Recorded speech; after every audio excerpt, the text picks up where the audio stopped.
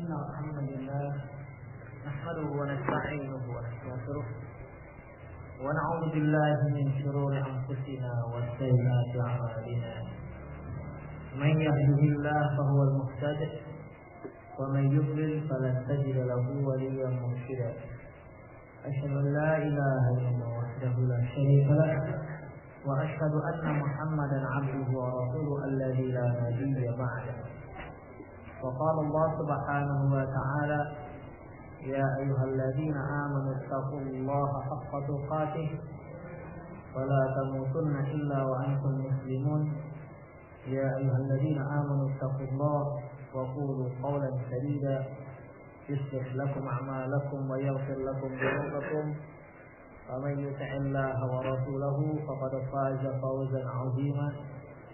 يا أيها الناس اتقوا ربكم الذي خلقكم من نفس واحدة وخلق منها زوجها وبث منهما رجالا كثيرا ونساء واتقوا الله الذي تساءلون به والأرحام إن الله كان عليكم رقيبا.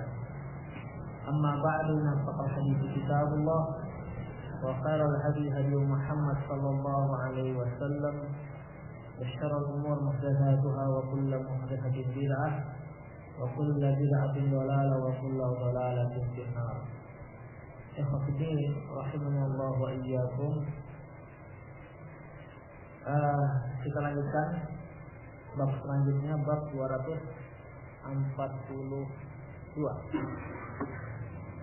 Babul jazri an aqdi ma dufi'a min ghairi fi nafsi al-muqti.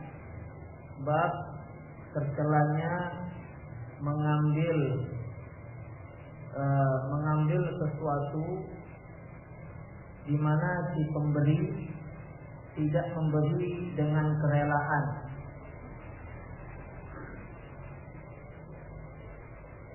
An Abdullah bin Amir al-Yahsubi qala sami'tu Muawiyah yaqul iyyakum wal ahadith illa hadithan kana fi ahdi Umar. Dari Abdullah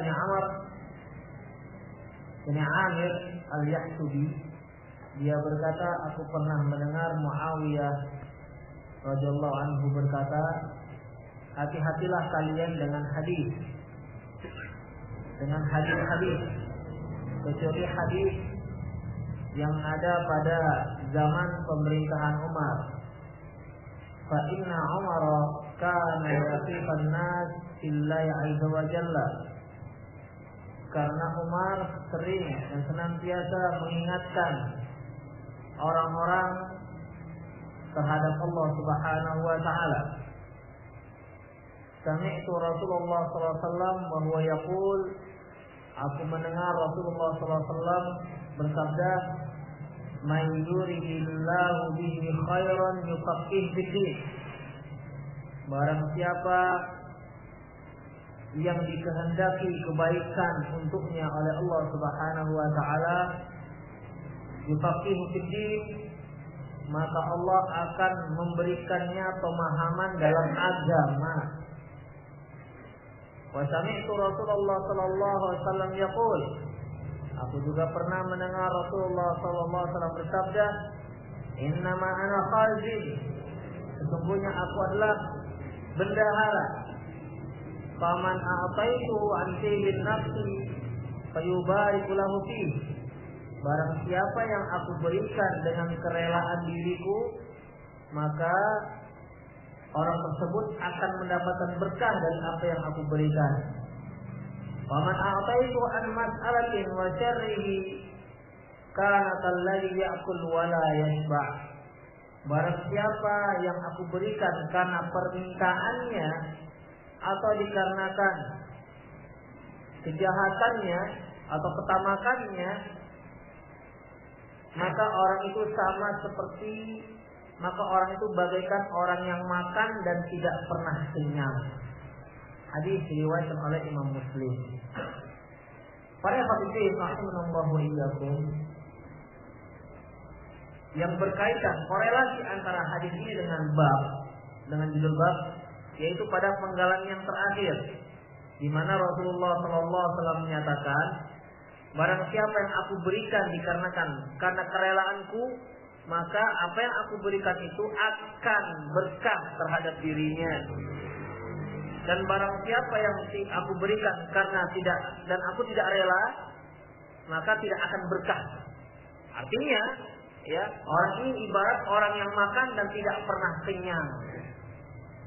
Jadi harta yang dia dapati, dia akan rasakan tidak cukup. Senantiasa merasakan tidak cukup. Ini juga artinya para yang fiddin, salah satu tanda harta yang tidak berkah yang kita miliki, harta yang kita dapati itu banyak, tapi habis begitu saja dan kita nggak merasakan berkahnya, tidak merasakan manfaatnya. Kalau yang seperti ini para yang fiddin, maka berapapun harta yang dia miliki, tidak akan pernah dia rasakan kepuasan dari harta tersebut. Karena kata Rasulullah, bagaikan orang yang makan tidak pernah kenyang.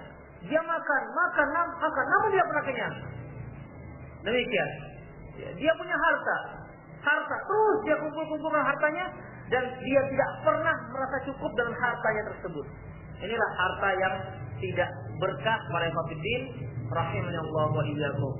Sehingga hartanya dia keluarkan untuk berbagai macam keperluan, ya, dan dia tidak merasakan keberkahan keperluan tersebut.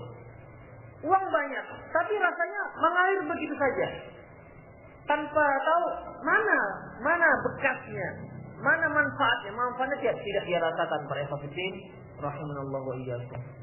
Inilah celaan bagi orang yang meminta namun dia memberi tidak dengan kerelaan. Ini juga ibrah bagi para pengutip infak. Ya, tidak boleh kita meminta infak dengan istilahnya kita tuh nodong. Ini Pak, Tuhan kasih berapa? Bapak kasih berapa? Nah, akhirnya dia memberi juga, tetapi tidak dengan kerelaan. Mungkin dikarenakan malu, masa sih saya sekian, ekonominya sekian, memberikan di bawah, misalnya begitu. Ada terasa penodongan begitu. Walaupun tidak memaksa kali, tapi pernah memaksa. Yang seperti ini para hadirin rahimanallahu wa iyyakum akan mengakibatkan harta yang diberikan ini tidak berkah. Ya, tidak berkah. Antum pun ketika antum dimintai infak ataupun dimintai sesuatu, ya, jangan memberikan kalau antum enggak rela. Ataupun kalau antum memberikan, usahakan supaya rela. Supaya harta yang diberikan itu berkah untuk orang yang antum berikan, dan juga antum akan mendapatkan pahala yang sempurna. Demikian. Jangan sampai memberi tapi enggak rela. Rela tapi dongkol. Tentu ini yang tidak kita harapkan para hadirin rahimallahu wa iyyakum. An Hakim bin Hazim radhiyallahu anhu qala. Dari Hakim bin Hazim radhiyallahu anhu qala, dia berkata, sa'altu Nabi sallallahu alaihi wasallam fa'atani. Aku meminta sesuatu kepada Nabi sallallahu alaihi wasallam dan dia pun berikan. Tsumma sa'altu, kemudian aku minta lagi, fa'atani, dia berikan lagi.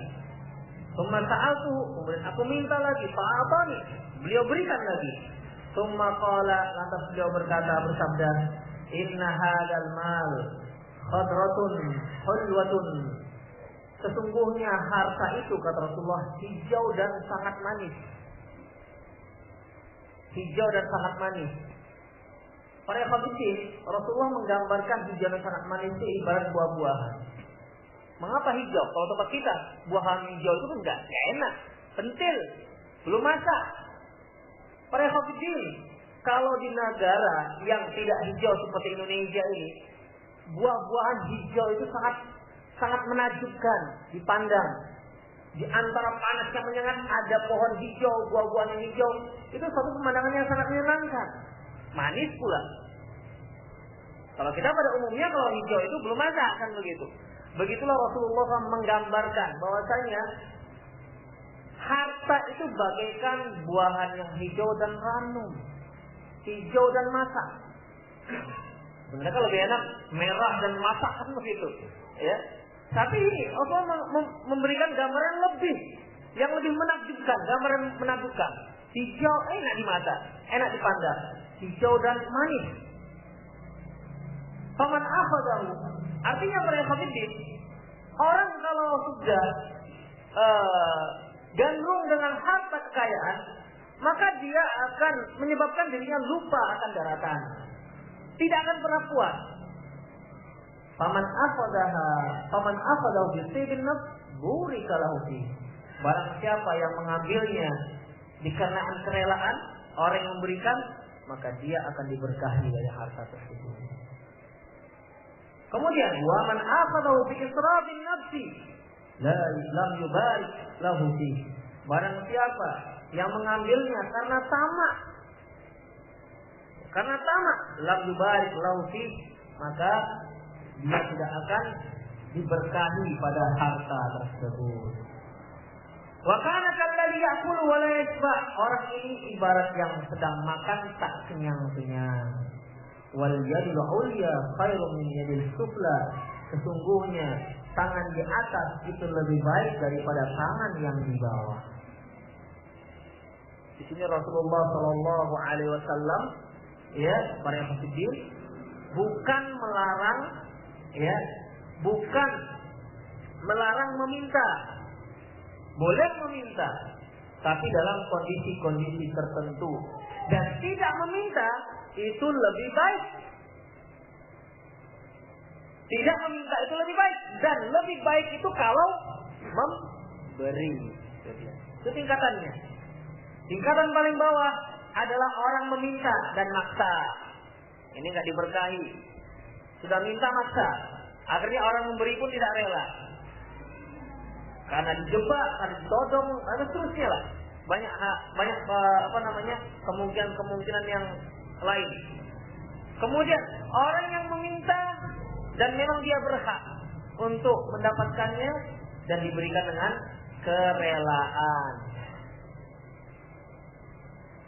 Yang ketiga, para hadirin azza wa iyyakum, yang tertinggi yaitu orang yang memberikan. Makanya yadus sufla, yadul a'la aula khairun min yadis sufla. Sesungguhnya tangan di atas itu lebih baik daripada tangan yang di bawah. Muncul sebuah pertanyaan. Rasulullah pernah nggak meminta? Pernah nggak meminta infak dari kalangan para sahabat? Seperti panitia gitu minta pembebasan tanah. Pernah nggak? Hah? Pernah. Tapi bukan pembebasan tanah ya. Untuk kepentingan kaum muslimin itu nggak ada masalah para hadirin. Mungkin anda masih ingat ketika ada seorang musafir dalam keadaan yang menggenaskan, kekurangan. Kemudian Rasulullah Shallallahu Alaihi Wasallam menganjurkan sahabat untuk berinfak. Namun para sahabat memberikan dengan harta yang sedikit. Akhirnya merah wajah Rasulullah. Mengapa kok begini para sahabat tidak memberikan yang cukup? Melihat wajah Rasulullah terlihat marah, salah seorang sahabat datang membawa dengan hartanya sampai keberatan. Ini ya Rasulullah, saya berinfak. Lantas diikuti oleh sahabat yang lain dengan memberikan yang lebih banyak. Sehingga kata Rasulullah, man sanna sunnatan hasanatan falahu ajru wa ajru man amila biha. Barang siapa yang mencontohkan sunnah yang baik, maka dia akan mendapatkan pahalanya dan pahala orang yang menirunya. Pahala orang yang meniru perbuatannya. Jadi para hadirin insyaallah iyyakum, ya, yang tidak dibolehkan yaitu meminta untuk pribadi. Rasulullah meminta tidak untuk pribadinya. Ya, bukan untuk pribadinya. Jadi boleh kita meminta, mengajukan kepada kaum muslimin bahwasanya mana tahu dia punya harta lebih, kemarilah salurkan. Ya, salurkan kemari. Ini ada wakaf, ini ada ini dan itu supaya dia enggak kebingungan. Maka hal itu para hadirin dibolehkan karena untuk kemaslahatan kaum muslimin. Seperti Rasulullah menganjurkan para sahabat berinfak untuk apa? Untuk jihad. Bukan untuk diri beliau, untuk jihad. Maka datang Abu Bakar. Ya Rasulullah, aku infakkan seluruh hartaku. Kemudian kata Rasulullah, terus apa yang tinggal untukmu? Allah dan Rasulnya. Wah, kita begitu. Apa yang tinggal untukmu? Makanya Abu Bakar tidak bisa dilawan mengenai amalannya. Itu untuk kepentingan kaum muslimin. Ya, untuk kepentingan kaum muslimin para hadirin ajallahu iyyakum. Karena sekarang ini berkembang pemahaman orang yang mereknya salafi menyatakan haram. Proposal haram, yayasan bid'ah, apalagi banyak hal-hal yang lain para hadirin enggak boleh katanya. Ini merupakan satu tindakan yang gulu. Ya, gulu. Para hadirin ajallahu wa iyyakum. Min fiqhil bab, di antara fikih bab, satu, jam'ul mali min ghairi hajatin yadur wa la yanfa'. Mengumpulkan harta dengan tanpa ada kebutuhan itu akan membahayakan dan tidak bermanfaat. Membahayakan dan tidak bermanfaat. Enggak apa namanya? Mengumpulkan harta ini enggak ada keperluannya. Apa kebutuhannya? Yang kedua, yang bagi at-ta'affuh 'an su'alin nas. Sudah selayaknya untuk menjaga kehormatan, untuk menjaga diri, jangan sampai meminta-minta. Ini dasarnya. Tidak boleh kita meminta-minta. Karena itu merupakan kehormatan wibawa kita. Wala siyama li ghairi haja, apalagi minta-minta dengan tanpa keperluan. Artinya, dia punya beras di rumah, stok segoni ada, tapi tetap dia minta-minta keliling begitu, bawa minta beras misalnya. Apalagi anak yatim, ada yang demikian, keliling dia dengan modal beras setengah goni atau seperempat goni keliling begitu. Demikian. Padahal dia sudah punya stok untuk makan. Nanti dia seminggu sudah punya. Ini para hadirin malah diharamkan sebagaimana yang telah kita pelajari. Li'anna al-mas'alah muhaqqal lil barakah wa muwarithatu lil, karena mengemis itu menghilangkan keberkahan dan mewariskan kehinaan. Kami juga mengemis. Para hadirin, tidak ada orang mengemis itu yang dikatakan orang yang dihormati. Wah, dia itu sangat dihormati di kampungnya. Apa profesinya? Pengemis. Tidak ada. Ya. Tapi seorang yang miskin, dia tidak punya apa-apa misalnya, sangat miskin, namun dia tidak mengemis, bisa dia menjadi orang terhormat. Berapa banyak para ulama kita orang miskin para hadirin. Di antaranya, contohnya Abu Hurairah, orang miskin, tak punya apa-apa. Namun dia seorang yang sangat terkenal, sangat dihormati. Apa kata Abu Hurairah radhiyallahu anhu? Orang-orang muhajirin sibuk dengan perdagangannya, orang Ansar sibuk dengan pertaniannya, perkebunannya, sementara aku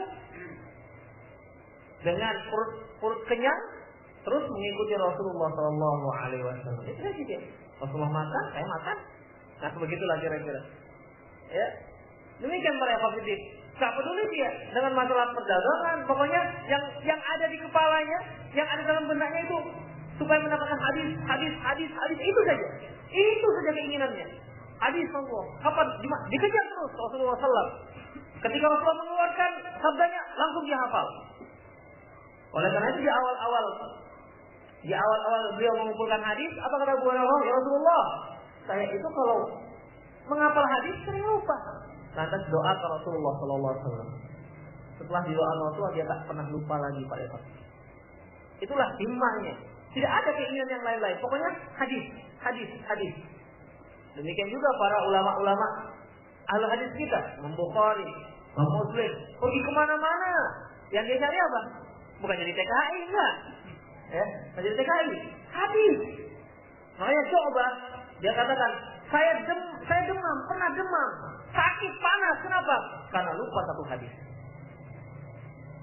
Bagaimana enggak demam para hafidin? Cari satu hadis sebulan. jalannya beratus kilometer, dengan sanadnya dapat 1-2 hadis, kemudian lupa coba. Satu hal yang berharga. Satu yang berharga. Ketika kita dapat sesuatu itu dengan cara jerih payah, ya pasti kita berusaha menjaganya. Nah sekarang hadis sudah dapat. Begitu. Kalau punya buku, pinjam buku kawan, banyak hadisnya. Tengok daftar isi. Kira-kira ada yang cocok, baca kan begitu. Akhirnya ya hadis arba'in juga nggak pernah dihafal. Hadis innamal a'malu binniyat itu sampai situ dia. Innamal a'malu binniyat itu sambungannya nggak tahu lagi. Karena sering-sering disebut-sebut ustaz. Demikian para hafidin ajallahu iyyakum, ya. Orang yang fakir kalau dia tidak minta-minta bisa menjadi orang yang terhormat di kampung tersebut. Tapi para hafidin tidak pernah ada yang namanya seorang pengemis menjadi orang yang terhormat. Tidak pernah. Nomor 3, al-malul ladzi yu'khadh bis-sayfil hayat wal ilhad sahtun la barakata fihi. Harta yang diambil dengan tanpa malu-malu ataupun karena mendesak, ya, maka harta yang tidak ada berkahnya. Demikian para hadirin rahimallahu. Yang inti daripada bab ini, ya, dicelanya orang yang mengambil harta orang lain kemudian dia diberi karena terpaksa. Karena terpaksa. Terpaksa ini para hadirin bisa jadi karena yang meminta itu memaksa karena dia lebih kuat. Bisa saja terpaksa karena malu, gengsi, paksa juga. Dan banyak penyebab terpaksa. Tidak dengan kerelaan. Demikianlah para hadirin insyaallah ya. Bab 243. Bab tahrimi habsin nafaqati 'anil nafsi wal ahli wal raqiq wal raqiq. Bab diharamkan menahan nafkah untuk diri, keluarga dan budak. Artinya dia punya uang, namun dia tidak berikan kepada istrinya, tidak berikan kepada anaknya. Anaknya minta pada ayahnya, si istri minta pada suaminya. Bang, mana untuk hari ini? Aduh, nggak ada deh, nggak ada buka dasar. Padahal ada di kantongnya. Dan itu kewajiban dia. Ini merupakan perkara yang diharamkan bagi seorang suami. Ya. Seorang kepala rumah tangga para hafidin, dia itu mencari nafkah untuk anak istrinya. Kalau lebih untuk yang lain. Ya. Itulah dia tujuannya. Ketika anak istrinya kurang, yang dia berikan itu kurang, sementara dia ada lebih di kantongnya, maka itu haram hukumnya. Itu sama artinya telah menzolimi keluarganya. Ya, menzolimi keluarga. Demikian juga para hafidin, seorang suami, dia bisa bekerja. Kemudian anak istrinya kekurangan, tapi dia malas bekerja. Maka para hafidin itu sama artinya dia menzolimi keluarganya. Kecuali dia sudah bekerja, berusaha, dapatnya sedikit, nah itu tidak masalah, karena dia sudah berusaha. Apalagi dengan alasan agama, sudah ditinggalkan anaknya 7 hari, diserahkan kepada Allah. Kalau Allah memberi dia makan, pasti akan makan. Bagaikan istrinya Nabi Ibrahim ditinggalkan di Mekah, siwarin ghairi zar'in, di sebuah lembah yang tidak ada pepohonan.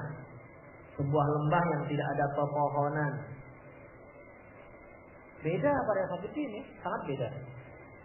Dia melakukan perintah Allah, yang satu ini melakukan perintah iblis karena bisa.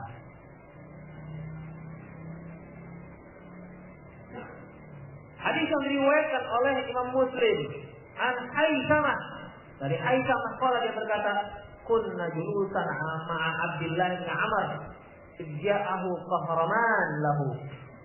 Ketika kami duduk bersama Abdullah bin Amr, tiba-tiba datanglah bendaharanya pada qala, dan dia pun masuk faqala, a'taita raqiq qutahum. Kata Abdullah bin Amr, apakah kamu sudah berikan kebutuhan pokok para budak, para hamba sahaya? Qala, kata Qahrawan ini, bendaharanya, belum. Kok belum? Qala fantalik fa'atihi. Kata Abdullah bin Amr, sekarang pergi dan beri. Karena ada, kenapa harus ditahan-tahan? Ya. Makanya langsung diperintahkan, kamu pergi sekarang dan beri mereka. Karena ada masalahnya, bukan tidak ada. Kemudian qala Rasulullah, sungguhnya Rasulullah SAW bersabda, kafa bil mar'i isman ayah bisa amma yamlikuhu. Sungguh cukup seorang hamba itu berdosa, dia menahan-nahan orang yang berada di bawah tanggung jawabnya. Kebutuhannya berada di bawah tanggung jawabnya. Ada uangnya, namun tidak diberikan. Bisa dia mengenyangkan anak dan istrinya, tapi dia tidak berikan. Ini aja duit untuk 1 hari, makan 1 hari, beras 1 mok. Ini untuk beli tempe. Gak kenyang kan? Makan istrinya gak kenyang, makan anaknya gak kenyang. Kalau nggak punya tak masalah. Ini dia punya. Udah, nanti abang makan di luar. Dia makan sop buntut di luar. Ini kan suami yang sangat menzalimi. Istri dan anaknya diberikan makanan seperti itu, dia makan enak di luar. Subhanallah. Apakah ada orang seperti ini? Ada, para hafidin, bukan nggak ada. Ya, ada. Oleh karena itu, para suami hendaklah sangat memperhatikan ini. Berdosa kalau kita nggak melakukan hal itu, nggak memenuhi kebutuhan keluarga kita, sementara kita sanggup untuk melakukannya. Min fiqhil bab, di antara fikih bab, afdalul infaq wa a'zamuhu ma kana 'ala an-nafsi wal ahli wa man tamlik. Sebaik-baik nafkah, infak, dan yang terbesar pahalanya adalah nafkah untuk dirimu. Nafkah untuk dirimu. Pada kafirin kita punya uang 1 juta. Punya uang lah kita katakan 50.000. Perut lapar, tapi hemat. Gak usah makan lah, besok aja masih saya tahan. Ini zalim namanya. Uang itu untuk apa? Ya. Kalau untuk dirinya sendiri saja bakhil, gimana untuk orang lain? Gimana untuk anak dan istrinya? Wah, menderita berat lah itu. Anak istrinya. Uangnya ada, nanti makannya dikit gitu. Kalau setelah di Jogja, belinya nasi kucing. Beli nasi kucing. Apakah dia tidak sanggup? Ini yang bakhil. Ya. Padahal sebaik-baik dan sebesar-besar pahala nafkah infak adalah untuk diri kita. Artinya para ini tentunya kebutuhan yang apa namanya? Yang sudah yang memang kebutuhan kita sehari-hari, bukan berarti berlebihan juga. Ada juga jenis orang memang makannya nggak kenyang-kenyang. 1 hari dia bisa makan di warung bolak-balik bisa 60.000 dia sendiri aja. Belum lagi uang rokoknya, uang pulsanya, macam-macam. Nanti untuk keluarganya 1 hari 20.000, anaknya 5. Banyak yang seperti ini. Gajinya sebulan 5 juta, potong 3 juta untuk dia sendiri. Coba, betapa zolimnya dia ini. 2 juta untuk anaknya. Disitulah semua uang listrik, uang air, uang anak, uang SPP semua nggak mampu, harus cukup. Dia sendiri 3 juta.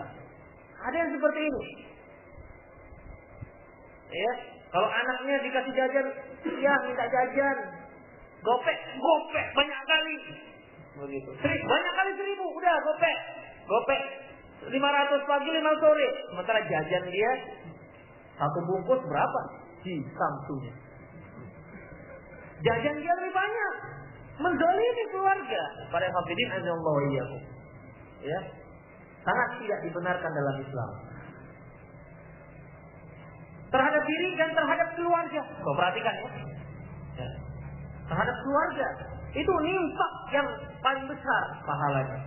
Karena memang tanggung jawab kita. Antum berinfak untuk masjid, itu sunnah. Untuk anak dan istri itu wajib. Bagaimana mungkin antum berinfak ke masjid 1 juta untuk anak istri kelaparan atau makannya pas-pasan? Ini zalim namanya. Yang wajib itu jelas lebih didahulukan, lebih diprioritaskan ketimbang yang sunnah. Kecuali kalau keluarga sudah cukup, mereka juga nggak kekurangan, lebihnya baru berikan. Nah, tapi jangan sampai nggak kekurangan aja. Akhirnya nggak berinfak-infak dia. 1 juta cukup, gak ada lebihnya Ustaz. Naik 2 juta cukup juga Ustaz. Itu bakhil juga namanya. Kenapa? Itu untuk keluarganya aja, gak pernah lebih. Kenapa kok gak pernah lebih? Iya Ustaz, istri saya dia ada satu kewajiban dia setiap bulan. Apa itu? Shopping. Shopping, beli ini, beli itu bukan lagi, itu sudah keluar di luar kebutuhan para hadirin. Makanya suami harus pandai memanajemen ekonomi rumah tangga. Sampai dalam ayat dikatakan wala tuqsufa amwalakum alladzi ja'alallahu lakum qiyamah. Janganlah kalian berikan harta kalian itu kepada orang-orang yang bodoh, di mana Allah telah memberikan kalian amanah untuk mengelola harta tersebut. Para mufassirin mentafsirkan dengan mentafsirkan ini dengan orang bodoh adalah diberikan kepada anak-anak dan kaum wanita. Harta kita serahkan untuk diatur oleh anak-anak atau kaum wanita termasuk istri. Karena biasanya istri itu kan lebih bisa lebih boros dia timbang suami. Kadang kalau dia bawa duit ke pasar, itu biasanya tujuannya beli bayam, itu bisa beli sepatu ujungnya. Bayamnya bisa tinggal. Kalau uangnya cukup ya. Kalau uangnya cukup. Tapi kalau para suami kan kalau dia mau belanja, mau beli ini misalnya, mau beli kursi, pasti mikir dulu. Istri anak udah dibayar belum ya? Listrik udah bayar belum? Dia pikirnya. Tapi kalau para istri biasanya nggak semua, dikit lah yang biasanya ini. Ya, dia lebih lebih memfokuskan, lebih terpikir kebutuhan dia waktu itu. Cobalah antum jalan-jalan istri. Dek, ini kita punya 2 juta untuk belanja ini. Oh, coba. Kalau bisa habis malam itu. Ada demikian para hadirin azallahu iyyakum. Makanya kita diperintahkan untuk mengelola harta kita.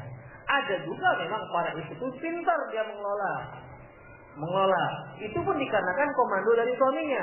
Ini uang harus cukup, kan begitu. Karena suaminya tahu, dia tahu juga gaji suaminya cuma 1,5 juta. Ini dia uang 1.300.000, pokoknya harus cukup. Dia pintar mengelolanya, karena tahu nggak akan ada tambahannya. Makanya beli bawang, di sini berapa kilo? 5.000, dicari yang harga yang 4.750. Dilihat itu. Nah, demikian ada juga yang seperti itu. Ada juga diberi belanja harian, ya. Dia cari yang murah. Kenapa? Karena kalau lebih masuk harta pribadi. Nah, ada juga begitu. Para hadirin azallahu iyyakum. Jadi sebaik-baik nafkah adalah diberikan untuk diri kita, kebutuhan kita. Kalau kita punya uang, jangan pakai kain lap itu dipakai kemana-mana. Kalau sudah baju lapuk, sudah usang, tidak layak dipakai, beli yang baru. Untuk apa itu duit? Simpan-simpan, maka rayap nanti. Punya uang, tapi baju yang sudah 10 tahun lalu dipakai. Sudah dijahit-jahit. Aduh, kasihan, apa nggak punya uang? Ada, tapi sayang untuk masa depan. Memikirkan masa depan, maka sekarang dia buram. Pakailah harta itu, pakai. Ya, pakai. Dalam sebuah hadis disebutkan bahwasanya sesungguhnya Allah suka melihat hamba dari seorang hamba itu bekas dari nikmat yang diberikan. Nah, demikian. Pakai. Kita punya uang, memang bisa beli baju baru, silakan beli baju baru. Demikian. Bisa beli sepatu, silakan beli sepatu, enggak masalah. Jangan sampai kita pelit bakhil untuk diri kita sendiri. Di sini nggak ada cerita zuhud, ya. Jangan cerita zuhud. Kenapa bajumu sudah usang begini? Zuhud terhadap dunia. Tidak pernah, Rasulullah tidak pernah mengajarkan seperti itu. Ya. Rasulullah SAW tidak pernah mengajarkan seperti itu. Orang yang paling zuhud dengan dunianya Rasulullah SAW. Tapi beliau pakai minyak wangi. Orang zuhud sekarang kan zuhudnya bau asam. Itu bukan zuhud ala Islam. Minyak wangi, minyak rambut, bajunya bagus. Demikian para hadirin. Sampai Umar bin Khattab pernah menyarankan supaya Rasul beli baju khusus untuk menyambut para tamu-tamu kenegaraan. Itu Rasulullah SAW. Makan daging. Nah, memang kalau beliau Zuhudnya itu seperti kadang beliau tidur di tikar. Nah itu dia. Beliau sanggup, bukan nggak sanggup. Jadi nggak boleh tidur di kasur. Boleh mereka hafidin, bukan nggak boleh. Demikian mereka hafidin. Jadi kalau mau zuhudlah sebagaimana zuhudnya Rasulullah SAW. Kemudian terhadap infak terhadap keluarga, itu yang kedua. Atau orang-orang yang berada di batang jawab kita, anak, istri, jangan sia-siakan mereka. Karena kata Rasulullah SAW, ittaqun nisa, takutlah kalian dengan kaum wanita. Ittaqullah fin nisa, bertakwalah kamu kepada Allah, bertakwalah kamu kepada Allah terhadap istri-istri kalian. Sungguhnya istri kalian itulah tawanan kalian. Istri kalian itulah tawanan kalian. Artinya para ikhwatiddin, istri itu, ya kan, bagaimana suaminya? Pada umumnya, istri itu kan takut dengan suaminya. Kalaupun ada suami takut istri itu gak ganjel memang. Pada umumnya begitu. Bagaimana suaminya? Begitulah istri. Gak bisa macam-macam. Macam-macam dicerai. Ya. Itu pada umumnya. Sekali lagi pada umumnya. Walaupun banyak juga yang suami takut dicerai istrinya. Melawan bang. Tak cerai. Ada yang seperti itu. Ada demikian. Para hadirin Allah wa iyyakum. Dan Rasulullah SAW juga pernah bersabda, dinarun anfaqtahum fi sabilillah wa dinarun anfaqtahu fi raqabatin wa dinarun tasaddaqta bihi ala miskin wa dinarun anfaqtahu ala ahlik a'zamu ajran alladhi anfaqtahu ala ahlik. Dinar yang engkau nafkahkan untuk di jalan Allah. Dan Allahnya apa saja? Apakah jihad, bangun masjid, untuk madrasah, untuk sekolah, untuk pesantren, pokoknya untuk kepentingan kaum muslimin. Dinar yang engkau infakkan untuk nafkah hamba sahayamu. Dinar yang engkau sedekahkan untuk orang-orang miskin. Dinar yang engkau nafkahkan untuk keluargamu, sungguh yang paling besar pahalanya adalah dinar yang engkau nafkah untuk keluargamu. Karena memang ini wajib pada ikhwan. Ya, wajib. Kemudian dalam hadis yang lain disebutkan,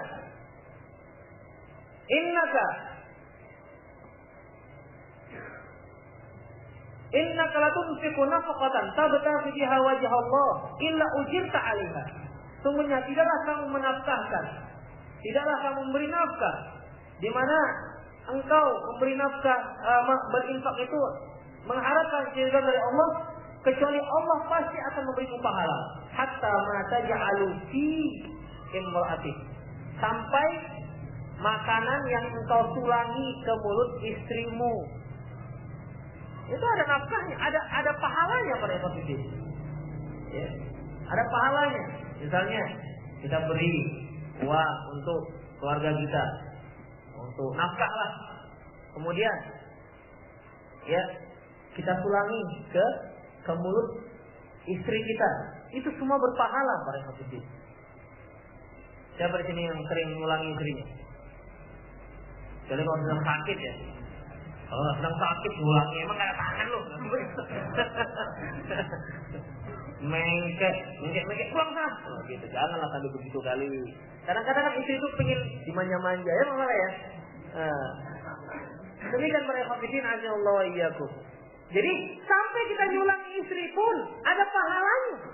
Coba, subhanallah. Jangan istri tangga disulangi, itu dosa. Istri sendiri disulangi. Kalau anak yang kita sulangi, ya itu jelas ada pahalanya para hadirin Allah wa iyyakum. Demikianlah Islam selalu meletakkan skala prioritas. Ya. Skala prioritas, mana yang paling wajib, mana yang wajib, mana yang kurang wajib, mana yang sunnah dan seterusnya. Sungguhnya kewajiban kita terhadap keluarga kita itu lebih besar, dan disitulah nafkah yang paling afdal dan yang paling besar pahalanya. Jangan sampai kita sebagai suami, kemudian anak istri kita merasa kekurangan. Jangan sampai.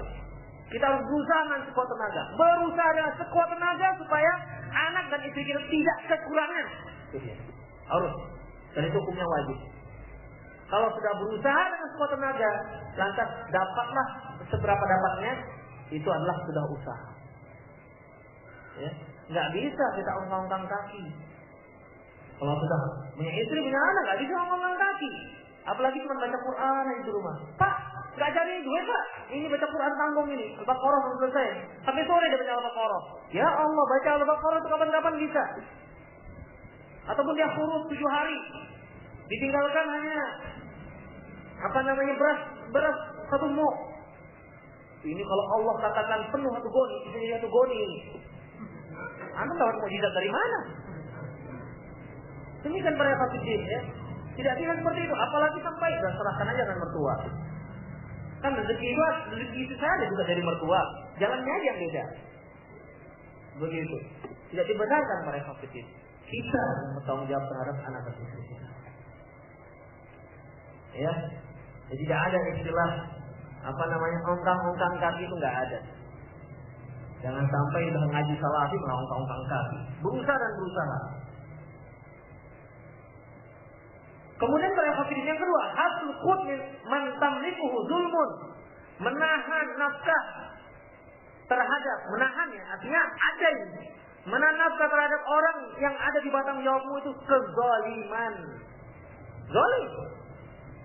Wazulmu zulmat yaumil qiyamah. Sesungguhnya kezaliman itu merupakan kegelapan di hari kiamat. Sedang kita menzalimi orang lain itu hukumnya sangat diharamkan, apalagi menzalimi anak dan istri kita. Subhanallah. Anak dan istri kita yang seharusnya kita sayang, ya, kita bimbing.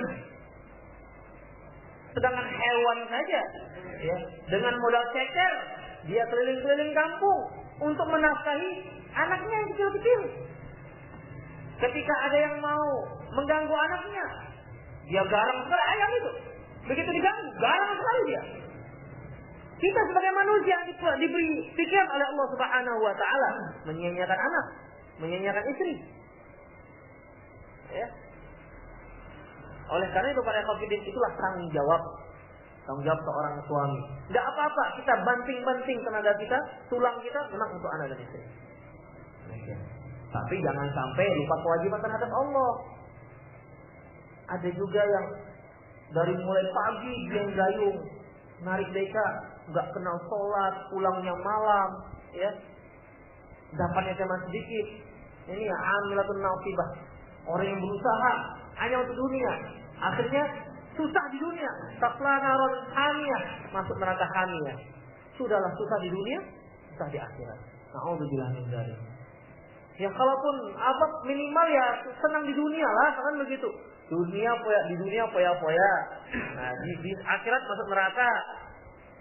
Begitu. Kalaupun itu, ya itulah minimalnya. Jangan sampai dunia susah, di akhirat masuk neraka. Kapan dia senangnya? Berapa banyak kita lihat ya kaum muslimin di pinggir-pinggir, pokoknya narik beca, kadang-kadang sampai tidur di atas beca. Tidur di atas beca. Begitupun sampai tidur enggak tua. Allah. Kapan dia nanti senangnya? Nanti 3 hari pulang ke rumah ngasih 30.000. Ya, bukan nggak ada seperti ini para hafidin. Banyak orang-orang yang susah, yang fakir, ya, namun dia lupa dengan Allah Subhanahu wa taala. Apa yang dia dapati? Kebahagiaan mana yang dia dapati lagi? Kalau sudah di dunia susah, di akhirat pun lebih susah tentunya.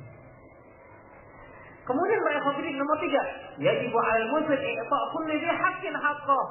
Hendaklah seorang muslim itu wajib memberikan kepada hak masing-masing. Siapa yang berhak dia berikan, maka dia berikan. Misalnya, kita punya orang tua kita juga butuh bantuan kita, berikan. Karena orang tua kita itu merupakan kewajiban kita. Terutama nih kaum laki-laki. Orang tuanya kewajiban dia, kalau memang orang tuanya itu memang sudah tidak mampu lagi mencari. Ini jangan. Setelah dia berumah tangga, lupa dia dengan ibu, lupa dengan bapaknya. Padahal dia semenjak dia kecil sampai besar, ya, orang tuanya yang membimbing dia, yang memberi makan dia ketika berkeluarga, lupa sama sekali. Ya, oleh karena itu para hafidin berikan haknya. Berikan haknya. Istri, orang tua. tetap ada hak masing-masing para hafidin azallahu wa iyyakum. Jadi jangan untuk istri anak saja, orang tua enggak, atau orang tua aja, anak enggak. Karena ada yang seperti itu, pokoknya dia sangat memperhatikan orang tua, ada hartanya orang tua, anaknya kekurangan anak istrinya. Ini juga kezaliman atau sebaliknya. Makanya kita itu harus pertengahan. Pertengahan merupakan agama Islam. Makanya kita ja'alnakum ummatan wasata. Demikianlah kami jadikan kamu umat yang pertengahan. Jadi yang adil. Berapa hak orang tua, berapa hak istri. Tentunya sesuai dengan kebutuhannya. Ya, jangan sampai ada di antara mereka yang terzalimi. Namun para hafidin, saya yakin yang namanya orang tua pasti yang ada dalam benaknya, dia tidak ingin menyusahkan anaknya walaupun dia sudah tua renta. Apa? Beda kita dengan anak. Sudah anak 5 pun masih netek dengan orang tua. Nanti pak, itu sudah punya anak 5 kadang-kadang. Tapi orang tua tidak. Itulah orang tua. Nah, kita nanti akan bakal jadi orang tua.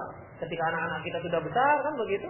Sudah mulai berkeluarga, pasti kita akan berpikir, saya nggak mau nyusahkan anak-anak saya. Demikian pada umumnya orang tua itu begitu. Makanya para hafidin, yang diperintahkan Allah itu adalah anak berbakti kepada orang tua. Gak ada dalam hadis Al-Quran yang menyuruh orang tua berbakti kepada anak, berbuat baik pada anak. Tidak pernah. Mengapa?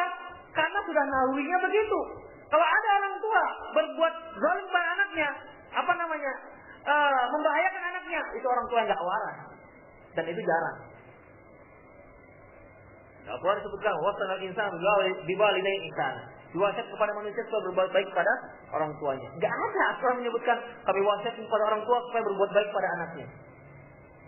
Enggak disuruh juga memang sudah begitu. Ayam aja berbuat baik, manusia masa enggak bisa berbuat baik kepada anak dan istrinya. Demikian para hafidin. Nomor 4, yakfil abdu isman ayyudayya may ya'uluhum. Sungguh seorang hamba cukuplah dia itu berdosa kalau dia menyia-nyiakan orang yang ada di bawah tanggung jawabnya. Demikian para hafidin rahimanallahu wa iyyakum. Inilah bab yang terakhir mengenai bab kitab tentang kitab sedekah. Insyaallah pada kajian yang lain kita akan masuk pada kitab yang baru, Kitabul Hajj wal Umrah. Kitab Hajj dan Umrah tentunya masih berkaitan dengan perkara-perkara yang terlarang berkaitan dengan haji dan umrah. Aku lupa qouli hadza wa astaghfirullah li wa lakum wa li sa'iril muslimin innahu wal ghafur. Silakan, ada yang bertanya?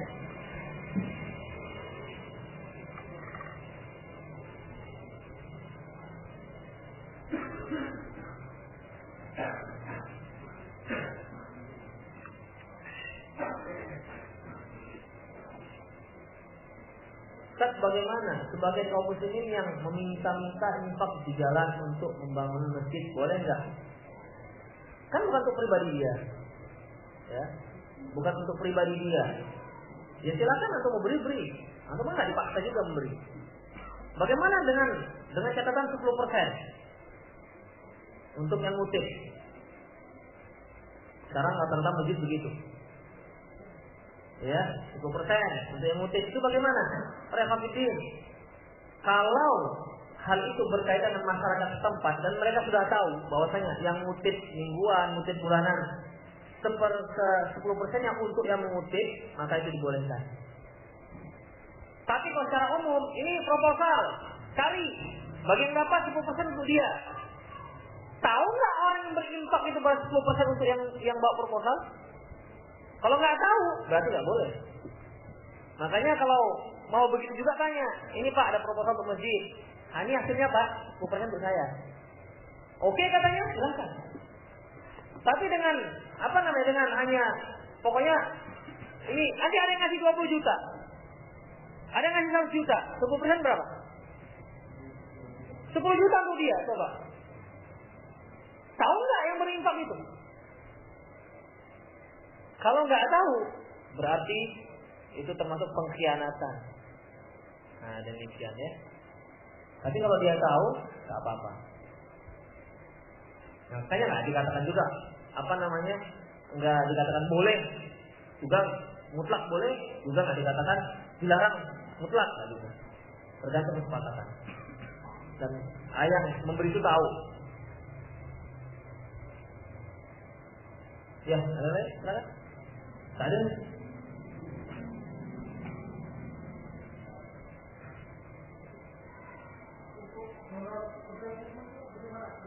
Untuk donor organ tubuh. Para hadirin mengenai donor organ tubuh, ya, Rasulullah SAW menyebutkan bahwasanya sesungguhnya mematahkan tulang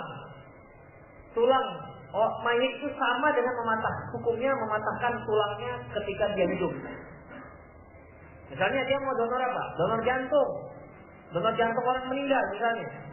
Maka sama hukumnya ketika mengambil jantung dia masih hidup. Ya. Itu hukum dasarnya. Artinya tidak boleh. Itu hukum asal. Hanya saja. Hanya saja. Bagaimana kalau untuk kemaslahatan misalnya? Untuk kemaslahatan orang banyak. Kaum muslimin banyak. Maka para hadirin diberi keringanan tapi dari organ tubuh orang kafir, bukan muslim. Itu dia. Gak bisa ada yang kaum muslim meninggal, saya nanti kalau saya meninggal mata saya berikan, ya, mata saya berikan. Itu nggak dibolehkan para hadirin. Ya. Kalau kamu memberikan, berikan saja ketika hidup, mau nggak? Itu dia. Apalagi diambil begitu saja. Ya, terkadang kan ada orang yang dilanggar, orang gelandangan dilanggar, kemudian nggak tahu siapa orang tuanya, dibawa ke rumah sakit, itu sudah dicacah-cacah saja, diambil jantungnya, diambil ginjalnya, jahit, dikafankan. Itu nggak dibolehkan. Sama artinya memperlakukan dia seperti itu ketika dia hidup. Sama dengan hukum mutilasi, nggak boleh. Haram hukumnya mutilasi. Misalnya ada orang yang meninggal tiba-tiba ketabrak, kemudian dimutilasi, haram hukumnya. Sama hukumnya dengan memutilasi dia ketika dia hidup. Apalagi sudahlah dibunuh, dimutilasi. Itu berapa kali dosa dia udah. Dosa pembunuhan, dosa mutilasian. Nah, demikian. Hah? Kalau donor darah orang mati nggak perlu. Orang hidup ya. Tadi kan ceritanya orang meninggal. Ya. Donor darah nggak ada masalah. Donor darah nggak ada masalah. Gimana Pak Dabri? Ya. Itu hukum dasarnya itu ya para hadirin. Kalaupun iya juga sama dengan apa namanya? Misalnya untuk kedokteran. Untuk mengetahui bagaimana anatomi tubuh kan perlu mayat. Perlu satu orang. Jadi untuk ketahui jantung, dari mana tahunya kok nggak dibelah itu mayat? Orang hidup nggak mungkin dibelah. Itu mayat. Maka kadang-kadang apa namanya mahasiswa kedokteran itu mereka beli mayat. Iya beli mayat. Satu orang sekian juta, beli mayat untuk praktek mereka. Untuk yang bedahnya dan seterusnya lah, mereka lebih tahu. Kalau para hadirin hukumnya tetap sama, tidak dibolehkan. Hanya kalau untuk kemaslahatan orang banyak, ya, misalnya untuk meneliti penyakit ginjal misalnya, ini harus perlu untuk menyelamatkan sekian ribu, mungkin jutaan orang, maka dibolehkan. Itu pun cari mayat yang kafir.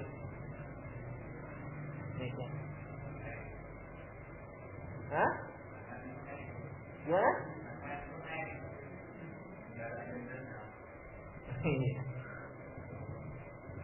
Bagaimana baiat yang sebenarnya dalam Islam?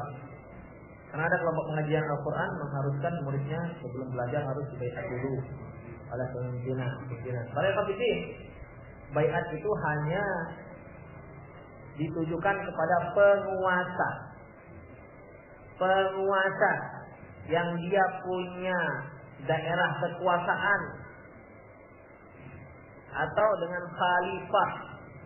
Macam kita sekarang SBY, itu seharusnya ada baiat, tapi karena dia nggak minta, maka kita kasih. Ya kita taat saja. Nah demikian itu yang namanya baiat.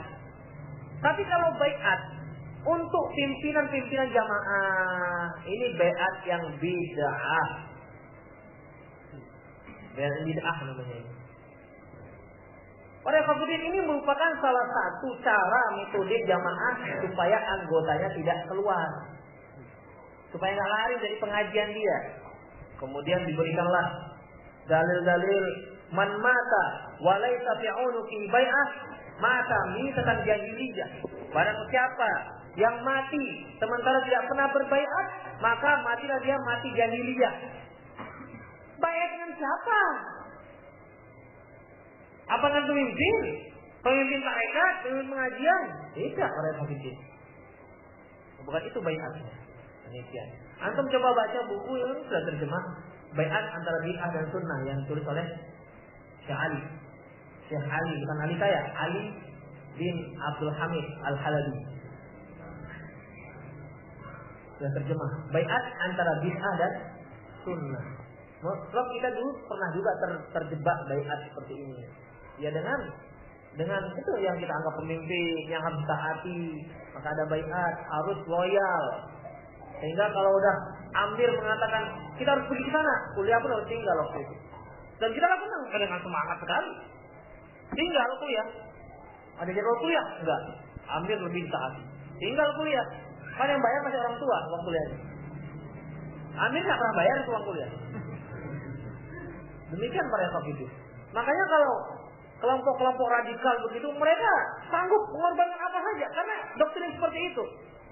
Ya. Coba antum misalnya lagi kerja, Gus, karena rumah saya Amir ini, mau lagi kerja Ustaz kan begitu karena baiat. Tapi coba baiat dari awal. Kalau mau ngaji saya baiat. Baiat itu artinya taat, ya, setia, taat dalam keadaan sulit maupun dalam keadaan senang. Jadi ketika kita bekerja, kemudian Amir panggil untuk kebutuhan, harus datang, wajib. Sami'na wa ata'na. Gitu. Makanya ini yang bisa merusak kaum muslimin, mengkotak-kotak kaum muslimin. Dalam sebuah hadis disebutkan barang siapa apabila ada dua amir yang dibaiat, maka satu dibunuh. Nah, itu mana yang dibunuh?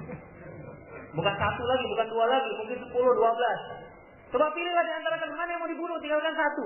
Saya katakan enggak, bukan kami, dia yang harus dibunuh. Karena enggak, dia yang dibunuh. Demikian, karena baiat itu untuk penguasa. Ya, bukan untuk pimpinan-pimpinan amir, pimpinan-pimpinan jamaah, bukan.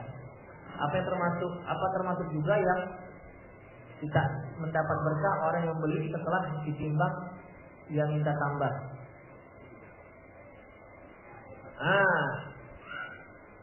Ya tergantung rela atau tidak yang membelinya. Kadang-kadang omak-omak ini beli cabai, timbang kan? Nanti tambahnya udah dimasukkan aja tuh, belum dikatakan iya sudah. Belum lagi dikatakan iya silakan, tambah ya diambil masukkan. Ya gimana bilang enggak? Makanya pedagang itu kadang-kadang caranya apa? Timbangannya dikurangi supaya biasanya omak-omak ini minta tambah, itulah jadi genap dia. Begitu paling wajib.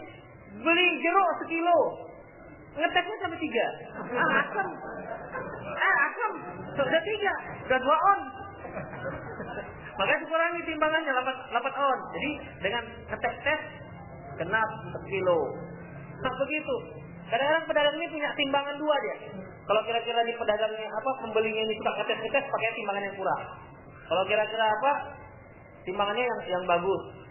Atau kalau terlalu ngeyel, kalau beli 1.000, 800 lah, udahlah kurangi, 950, 875 perak, begitu kan? Terus begitu, akhirnya kadang iya, ya silakan, tapi pakai timbangan yang agak noko dikit. Tapi kalau mudah, oh ya sudah, jangan pakai timbangan yang bagus. Ini kan banyak pedagang itu. Saya nggak pengalaman itu, gitulah ceritanya. Dan juga teman kok tahu, begitu ceritanya. Ada dua timbangan. Makanya para hadirin, Rasulullah menyebutkan rahimallahu imra'an. Sungguh Allah menyayangi seorang samhan idza ba'a, samhan idza ishtara. Mudah dalam membeli, mudah dalam menjual. Jangan ngotot ya. Kadang-kadang tawar-menawarnya udah setengah jam. Lalu Pak tambah lagi. Enggak lah, gigi dia. Woi, jadi enggak nih? Udah jauh, jadi enggak nih? Saya tambah 50 merah. Begitu. Ala Pak sama lah. Pikir lagi, mana jadi enggak? Udah 3 kali bolak balik dia. Nah, enggak usah seperti itu Pak Ikhwanuddin, ya. Rahimallahu rajulan samhan idza ba'a, samhan idza ishtara. Allah menyayangi orang yang mudah membeli dan mudah menjual. Kalau seandainya sudah dapat untung, ya sudahlah, kasihkan saja. Ya. Jangan tawar-menawar terlalu lama, bosan gitu tawar-menawar. Pembeli juga gitu kadang-kadang. Saya pernah, kan pengalaman jual jam. Itu apa Pak? Coba lihat Pak. Buka. Itu Pak, buka. Udah 10-15 di sini. Gak ada yang cocok Pak. Kadang-kadang yang jual juga kita, apalagi yang jual kain kan, terlipat-terlipat gitu. Yang itu betul Pak? Buka. Wah kurang cocok, buka. Udah 10 turun. Ini jadi beli nggak ini kan begitu? Oh ini kurang cocok Pak warnanya. Kalau mau sekian boleh lah. Itu bisa marah ya, pedagang. Oleh karena itu pedagang itu harus sabar. Ya namanya juga pembeli itu kan raja. Demikian. Gimana Pak Pedri gitu kira-kira kan? Iya. Begitu, sudah turun semua nggak jadi. Subhanallah. Pengharapan kita ini biasanya kalau udah turun banyak jadi gitu. Nggak jadi.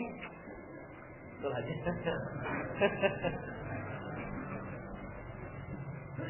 Ada yang lain? Kalau pulsa terlalu jadi ya, nggak ada yang nggak jadi. Silakan ada yang lain. Masih ada waktu kita. Ya, ini kan para hafidin sudah semua kan, ada 3 ya. Insyaallah kajian yang akan datang berkaitan dengan masalah larangan-larangan yang berkaitan dengan haji. Qul qouli hadza wa astaghfirullah li wa lakum wa lil muslimin innahu ghafurur rahim. Belum apa ini? Pengumuman. Oh, ini ada pengumuman. Ini ada kelanjutan dari